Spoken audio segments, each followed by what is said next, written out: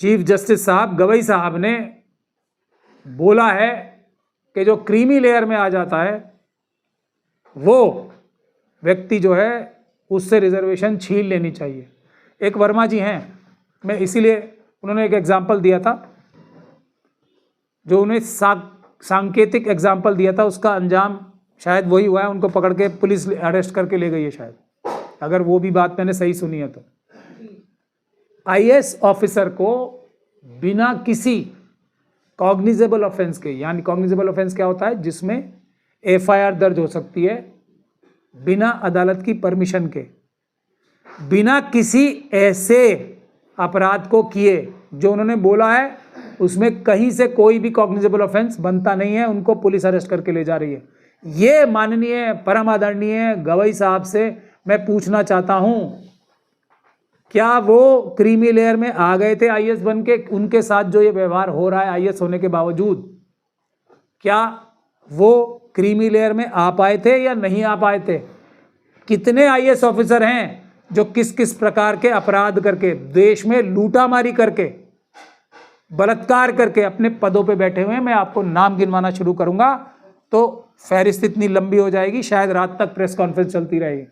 वो सारे के सारे बैठे, कोई पुलिस उन्हें अरेस्ट नहीं करती, इंक्वायरी होती है, ये होता है वो होता है, उनके खिलाफ एफआईआर भी दर्ज नहीं होती। इस व्यक्ति वर्मा जी ने एक बात क्या कह दी, लेकिन वर्मा जी को मैं बेटर एग्जाम्पल दे रहा हूं, और वर्मा जी के से जो जैसे लोग हैं जो दूसरे भी, उनको मैं बेटर एग्जाम्पल दे रहा हूं। मैंने पहले भी दिया है, गजेंद्र साहब के इंटरव्यू में दिया था वो एग्जाम्पल। क्रीमी लेयर जो मेरी समझ से है, और देश की जनता, बहुजन समाज के लोग इस बात को, टेस्ट जो मैं दे रहा हूं उसको चेक करें, अगर मेरी बात सही हो तो उसको एक टेस्ट माना जाए कि हाँ, रिजर्वेशन समाप्त करने के लिए जो क्रीमी लेयर का चयन करना है, हमें आइडेंटिफाई करनी है, वो कैसे हो सकती है। बहुत आसान सा टेस्ट है। हमारे लोग हालांकि ये टेस्ट कभी नहीं करेंगे, जो भी बहुजन समाज के व्यक्ति होंगे, अम्बेडकरवादी होंगे, इस पे कभी भी अमल नहीं करेंगे मेरी इस बात पे।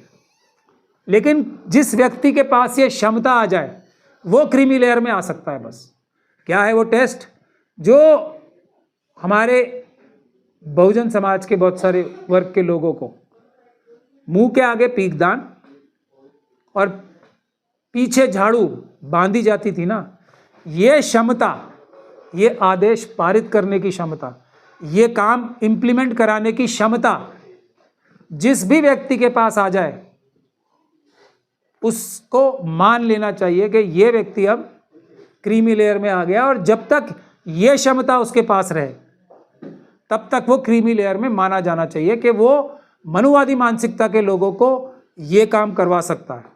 इसके आगे बहुत सारी और चीज़ें हैं जिसको मैं नहीं कह सकता, क्योंकि मैं अम्बेडकरवादी हूँ, मेरी ज़बान जल जाएगी वो शब्द बोलते हुए जो जो अत्याचार हुए हैं। लेकिन इतना तो कराने की क्षमता जिसमें आ जाएगी वो क्रीमी लेयर में आ जाएगा। मुझे इसका भी पूरा भरोसा है कि हमारे लोग ये क्षमता प्राप्त करने के बाद भी ऐसा गंदा और घिनौना काम कभी नहीं करेंगे, लेकिन जिसके पास ये क्षमता आ जाए वो क्रीमी लेयर में आ जाएगा। ये मैं गवई साहब को भी बोल रहा हूँ, अगर उनको मेरा सुझाव अच्छा लगे तो वो भी इस बारे में कुछ चंद शब्द बोल दें, वरना जूता तो उन्हें मारा ही गया था, सिर्फ और सिर्फ उन्हें। बराबर में जो उनके पड़ोस में एक जज साहब बैठे थे, उनसे बोला भी गया था जूता मारते हुए कि ये जूता आपके लिए नहीं था। क्या गवई साहब क्रीमी लेयर में आ पाए हैं आज तक या नहीं, ये उस जूते ने उसका आंसर दे दिया था, और गवई साहब ने उसको क्षमा भी कर दिया। ये गवई साहब ने जो मेरी बात है उस पर मोहर भी लगा दी थी कि गवई साहब आज तक भी क्रीमी लेयर में नहीं आ पाए हैं।